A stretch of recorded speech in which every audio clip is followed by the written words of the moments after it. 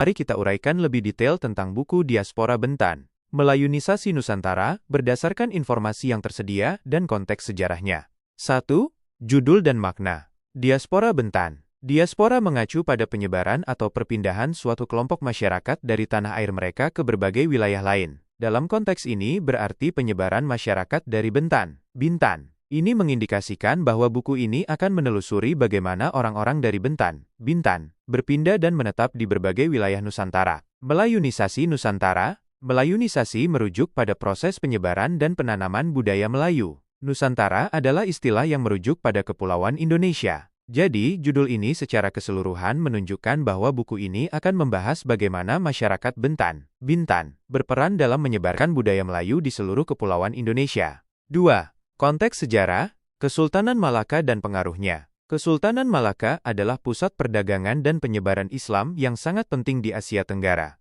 Pada abad ke-15 dan ke-16, pengaruhnya meluas ke berbagai wilayah Nusantara, dan budaya Melayu yang dikembangkannya menjadi lingua franca, bahasa pergaulan, di kawasan tersebut. Malaka melakukan penaklukan dan juga melakukan proses melayunisasi. Peran Bintan. Pulau Bintan memiliki sejarah panjang sebagai pusat kerajaan dan perdagangan sebelum dan sesudah masa Kesultanan Malaka. Posisi strategisnya di jalur pelayaran Selat Malaka membuatnya menjadi tempat penting dalam interaksi budaya dan ekonomi di kawasan tersebut. Bintan merupakan bumi putra asli Melayu, sehingga masyarakatnya dikirimkan untuk proses melayunisasi. Penyebaran Islam. Penyebaran agama Islam di Nusantara seringkali berjalan seiring dengan penyebaran budaya Melayu. Malaka memainkan peran penting dalam penyebaran Islam. Dan pengaruh ini juga terkait dengan peran masyarakat Bintan. 3. Isi potensial buku. Berdasarkan judul dan konteks sejarah, buku ini kemungkinan besar akan mencakup sejarah kerajaan Bintan, dan hubungannya dengan Kesultanan Malaka, peran masyarakat Bintan, dalam penyebaran bahasa,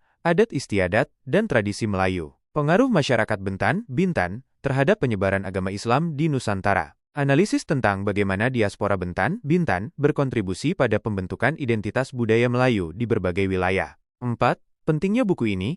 Buku ini berpotensi memberikan wawasan baru tentang peran Bintan dalam sejarah Nusantara. Ini dapat membantu memperkaya pemahaman tentang proses penyebaran budaya Melayu dan Islam di kawasan ini. Buku ini telah terbitkan oleh PT Kesultanan Bintan Darul Masyhur, sehingga buku ini bisa dianggap sebagai sumber sejarah yang terpercaya. Dengan demikian, Diaspora Bentan, Melayunisasi Nusantara, tampaknya merupakan karya yang penting untuk memahami lebih dalam tentang sejarah dan budaya Melayu di Nusantara.